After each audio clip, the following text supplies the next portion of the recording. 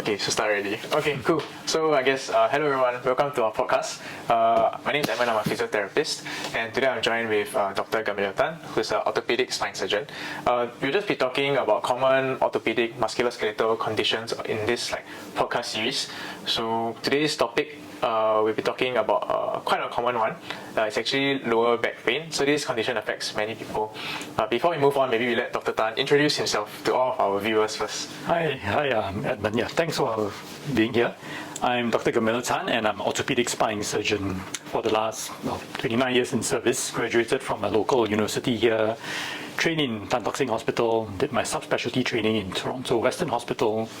Then I helped to set up a local hospital here in Jurong before coming out to private last year. Right. Yep. 29 years of experience. Orthopedic spine surgeon. Okay, cool. So today's topic again, why did we choose lower back pain? I guess it's just something that we see very, very common every day in the clinic. So even in the physio clinic, even in the consultation rooms, I guess most of our patients come in with lower back pain. What were the statistics again that you were saying? I think 80% of us would have experienced lower back pain at one point in our life. And you're right, it's actually our bread and butter in my clinic. Most of our patients that come to see us do have lower back pain or neck pain of the spinal system. The whole spine, everywhere pain. Quite common. Right. So maybe let's just start to dive in to understanding lower back pain firstly. So let's say I have no medical background and I have back pain, right? What are the actually different causes or types of lower back pain? Yeah, so there's actually about 6 causes, but the three most common are due to acute muscle strain and sprains. That usually occurs when somebody carries something heavy in a funny posture or sits in a prolonged bad posture, and then they get muscle strains. Right. The next one is due to degeneration, and we see that increasingly in our aging population where the discs are degenerated or the facet joints at the back of the spine are degenerated, and then they get pain either on forward bending or backward extension. Right. The third one that we see are due to fractures, and increasingly in our aging population, osteoporotic bone. Even a simple fall on the floor can cause an osteoporotic fracture of the thoracolumbar spine, which is either the T12 or L1 level, right? That's quite common. Sometimes we do see in polytrauma patients or patients who fall from height or involved in a road traffic accident. Those are high energy fractures, which are a bit more dangerous because they can actually squish the spinal nerves right behind the bone. The other 3 less common causes are due to cancer. And usually that's due to a cancer in one part of the body that spreads to the spine. Sometimes we get primary spine tumors, but most of the time they cause secondary spine tumors that cause the fracture, and then they get back pain. Another one is infection, and the last is inflammatory causes of spine. Like rheumatoid arthritis, spondylitis. Correct. Right. Okay, these conditions. Just looking more also in terms of clinical pictures, before we move on to how do we diagnose or evaluate, in terms of clinical pictures, I understand that sometimes also patients do present with localized back pain, but sometimes the pain actually presents with a bit of numbness going down the leg. Maybe some of them have heard of the term sciatica before. What are your thoughts? How would you explain it? Or how would you try to triage the different conditions? So that's a good thing. So how when a patient comes into our consult, the first thing we try to find out is where's the pain. Right. Is it the axial pain right at the back? Or does the pain go down the lower limbs, the legs, which is a radicular pain? Right, because the axial pain is usually just musculoskeletal or due to the joints that are worn out, and that's axial back pain. If there's pain, numbness, tingling, or weakness going on the legs, that's a bit more ominous, and sometimes that's called a red flag. Because they have some weakness of the toes, and they may not even notice it until you do a physical examination. Then you say, how come your big toe is, you can't dorsiflex? Not much strength. Right? The toe can't lift up the big toe. Correct. Right. That's right. That's a bit of a red flag already. So that's how we sort of peg it, whether it's just axial or whether there's a neurological component. Right. But talking about red flags, I mean that's something that that I think our viewers should know. Red flags are something that point to a more ominous cause of the back pain and may require a more urgent consult with a healthcare professional. So things like a past history of cancer is a red flag. Pain that doesn't resolve with rest or even wakes you up from sleep, prevents you from getting to sleep, even when lying down. So usually mechanical back pain gets better when you're lying, but pain that is worse on rest is actually a red flag. Bowel, that means urinary or bowel incontinence, is a red flag. And so these are the things that we actually look out for, and these will usually require a more urgent consult and imaging of the spine. Right.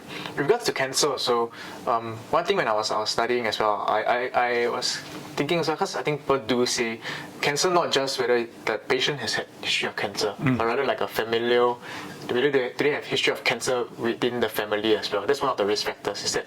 Not for the spine, but if you're talking about colorectal cancer, right, okay. Other type, breast cancer, yes, there's a familial component, because most of the spinal cancers are not originating in the spine, but they're secondary. They means they come from the breast or the colorectal or the lung, and they spread to the spine, right? Right. Okay, cool. So usually, from the physio side also, even after they've seen a doctor, we would still also clear these red flag questions to make sure that we are not dealing with these things which are sinister, non-mechanical. Before once we ascertain that the patient is not presenting with any red flags, then we can start to do a bit more of a comprehensive history taking, so asking questions, and then also doing the objective assessments.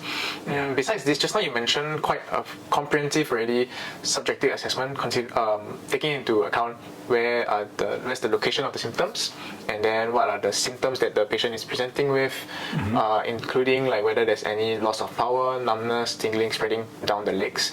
On top of that, what else could you use to help aid in your diagnosis of back pain?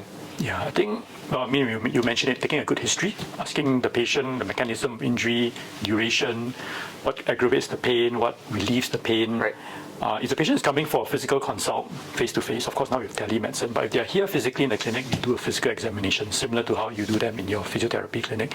So we actually get them to walk, look at their gait, look at their balance, then we lie them down on the couch, we do a range of motion, a neurological examination of power, sensory, reflexes, and then we do some special provocative tests, like a straight leg raise test, in order to see whether the nerve is pinched. So that examination will also shed more light on what's the cause of the pain. And of course in Singapore we are quite blessed to have imaging quite readily available, from simple x-rays to CT scans, MRI scans of the spine, to see what else is the cause of the pain. Right, yeah, but I think that's quite similar to how you do it in your physiotherapy clinic also. Yeah, we do. Yeah, usually we will look for any like mechanical factors that aggravate the pain. So is it more like flexion bias, extension bias? Is it more opening or closing pattern related? And if there is a component of radicular pain or radiculopathy, so loss of sensation or numbness as well, we would have to do those kind of what we call straight leg raise, is like one of the neurotension tests that we do to see whether there's any like neurological components. We also try to see whether we do like some accessory movements on the spine. We call PAVM, so passive accessory intervertebral movements. So we try to feel and then see whether these can reproduce symptoms, or if there is any like hypomobility along the spine, whether this can kind of contribute to the patient's symptoms or not. So this will kind of guide us in our treatment process. But that's like from the physio side of things. Speaking of scans also, because I do have patients that come to me, and then usually they will have seen the ortho doctor, been referred to physiotherapy first, and then they will be told like, you are going to take a scan, but the scan is going to be 6 months or 4 months later. And sometimes it's X-ray, sometimes it's an MRI. So maybe for the viewers out there who are in the same situation or also just not very sure, maybe Dr. Tan, you could share with us like, when do we take scans? Do we take X-ray? Do we take MRI? So actually there are indications, not what you call indications for scans, right? So in fact, if you go on the Ministry of Health website under the ACE, Agency for Care Effectiveness, I actually help to publish a set of guidelines for when you should do MRI scans, because they are fairly expensive. So if you are in the private sector, these scans can easily cost you 900 to 1,002. Of course, if you are a Singaporean, you have a PR, you can claim $300 Medisave each year for an advanced scan. But the indications for advanced imaging, which is CT or MRI, are usually the pain has been there for more than 3 months. In the absence of red flags, of course. Because red flags, of course, you do it much faster. Right. But in the absence of red flags, just back pain, without any neurological deficits, you would wait 3 months before you do a scan, if it's still not better.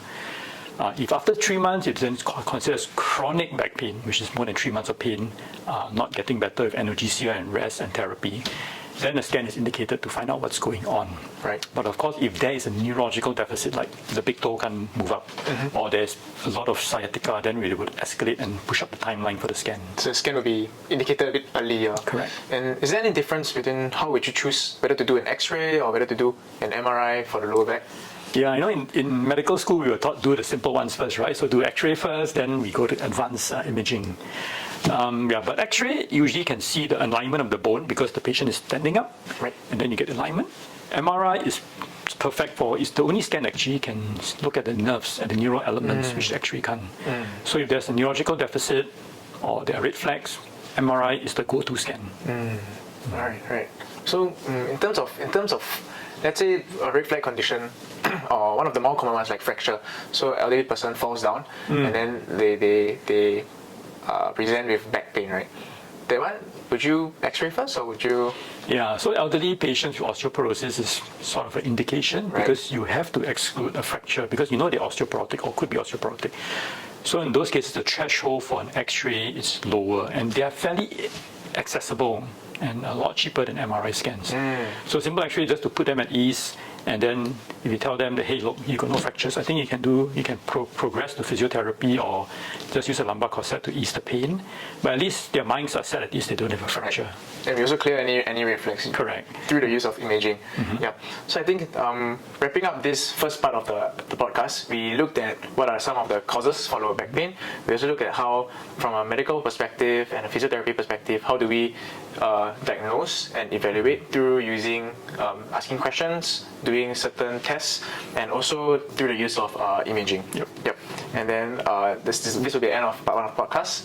Just stay tuned for the next part where we will talk about some of the treatment options and what you can do for your lower back.